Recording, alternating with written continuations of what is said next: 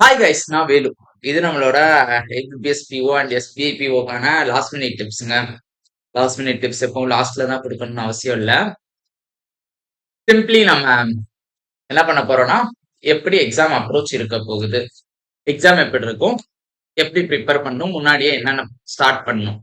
இப்போ பார்த்தீங்கன்னா நம்மளுக்கு மெயின்ஸ் வந்து அக்டோபர்ல தான் IBPS PO mains exact date தெரியும், அக்டோபர் 12.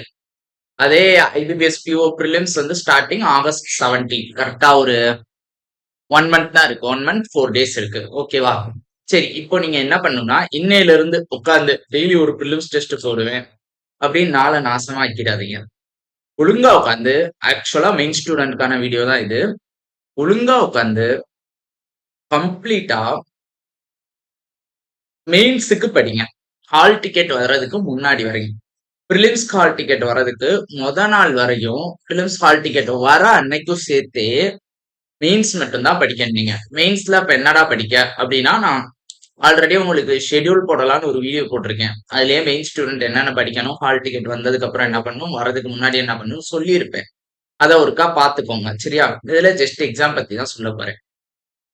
ரேண்டமா எடுத்தோம்னா நம்ம, எனக்கு தெரிஞ்சே நிறைய பேரு ஃபர்ஸ்ட் கிளியர் பண்ற எக்ஸாம் என்னன்னா ஐபிபிஎஸ் பிஓ தான். நானும் ஃபர்ஸ்ட் கிளியர் பண்ண ப்ரிலிம்ஸ் ஐபிபிஎஸ் பிஓ தான், ஃபர்ஸ்ட் கிளியர் பண்ண மெயின்ஸ் ஐபிபிஎஸ் பிஓ தான். அதுக்கப்புறம் தான் மிச்ச மெயின்ஸ் எல்லாம் கிளியர் ஆச்சு. சோ நமக்கு இருக்கிறதுல ஈஸி கிளியரபிள் பாசிபிள் ஐபிபிஎஸ் பிஓ தான். ஏன்னா அங்க கட் ஆஃப் கம்மியா இருக்கும், வேக்கன்சி அதிகமா இருக்கும், எடுக்கிறது அதிகமா இருக்கும், எக்ஸாம் கஷ்டமா இருக்கும். ஆமாம், அதனாலதான் கட் ஆஃப் கம்மியா வைக்கிறான். சோ நீங்க என்ன பண்றீங்கன்னா, மெயின்ஸ் படிக்கிறீங்கன்னா டெய்லி 4 டிஏங்க, யோசிக்காம படிக்க ஆரம்பிச்சிருங்க. கரண்ட் அஃபேர்ஸ் ஏற்கனவே படிக்க ஆரம்பிச்சிட்டீங்க அப்படின்னா ஏப்ரல்ல இருந்து அக்டோபருக்கு முன்னாடி வரைக்கும், அதாவது உங்களுக்கு எக்ஸாம் அக்டோபர் 12னா அக்டோபர் 1, 5 வரையும் கூட படிச்சுக்கலாம், தப்பு இல்லை. அக்டோபர் 1 வரைக்குமே வச்சுக்குவோம். ஏப்ரல்ல இருந்து அக்டோபர் 1 வரைக்கும் ஆல்ரெடி சிஏ படிச்சுக்கிட்டு இருக்கீங்க அப்படின்னா, ஏப்ரல்ல இருந்து இப்போ வரைக்கும் கண்டினியூவா டெய்லி சிஏ படிப்பீங்க. தயவு செஞ்சு ரிவைஸ் பண்ணிருங்க. இல்ல நான் சிஏ படிக்கலைன்னா தயவு செஞ்சு ஜூன்ல இருந்து July, August, September, June, July, August, September 4 மாசமாவது படிச்சிருக்கியா? இன்னைக்கு ஜூலை, இப்ப இருந்து டெய்லி கரண்ட் அஃபேர்ஸும் விட்ட ஒரு மாசத்தை நடுவுல ஒன்னாவும் சண்டே சாட்டர்டேஸ்ல வச்சு முடிச்சிருங்க தயவு செஞ்சு. அதுக்கு அடுத்த விஷயம், மிச்ச சப்ஜெக்ட்ஸ் எப்படி படிக்கிறேன்னா, டெய்லியும் 2 நாளைக்கு ஒருக்கா மெயின்ஸ் டெஸ்ட் ஒன்று எடுத்துருங்க. இன்னொரு நாள் கரெக்ஷன் பார்க்கணும். அதாவது முதல் நாள் மெயின்ஸ் டெஸ்ட் எடுத்தா மறுநாள் கரெக்ஷன், மறுநாள் மறுபடியும் ஒரு டெஸ்ட், மறுநாள் கரெக்ஷன். இந்த ரொட்டேஷன்ல பண்ணிக்கிட்டே இருக்கணும் until you get prelims hall ticket. Prelims hall ticket வந்தது என்ன பண்ணணும்னா, டெய்லி 2 ப்ரிலிம்ஸ் டெஸ்ட்டோ இல்ல ஒரு ப்ரிலிம்ஸ் டெஸ்ட் போட்டு கரெக்ஷனோ பாத்துருங்க. டெய்லி ஒரு ப்ரிலிம்ஸ் டெஸ்ட் போட்டு கரெக்ஷன். ஓகேவா? என்ன 2 மணி நேரம் ஆகுமா? ஒரு ப்ரிலிம்ஸ் டெஸ்ட் 1 மணி நேரம், கரெக்ஷன் 1 மணி நேரம். இந்த மெயின்ஸ் டெஸ்ட் போடுற பழக்கத்தை அப்பயே விடக்கூடாது. நீ மெயின் ஸ்டூடெண்ட், உனக்கு ப்ரிலிம்ஸ் ப்ராப்ளம் கிடையாது. ஸோ என்ன பண்ணணும்னா, மெயின்ஸை படிக்கிறத விடவே கூடாது.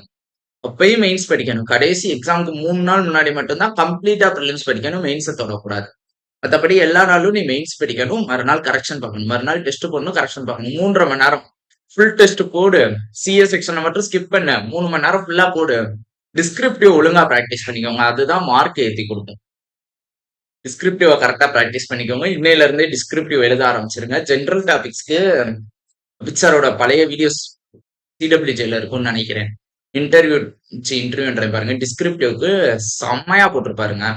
இந்த நாங்க ஜென்ரலா எடுத்து வைப்போம். இந்த நேச்சர் பத்தி கேட்டாங்கன்னா அதுக்கு ஒரு இன்ட்ரோடக்ஷனு, கன்க்ளூஷனு, அதே மாதிரி அதுக்கு ஒரு பேட்டர்னே சொல்லுவார். எனக்கு ஆக்சுவலா 2 இயர்ஸ் ஆனதுனால மறந்துருச்சு.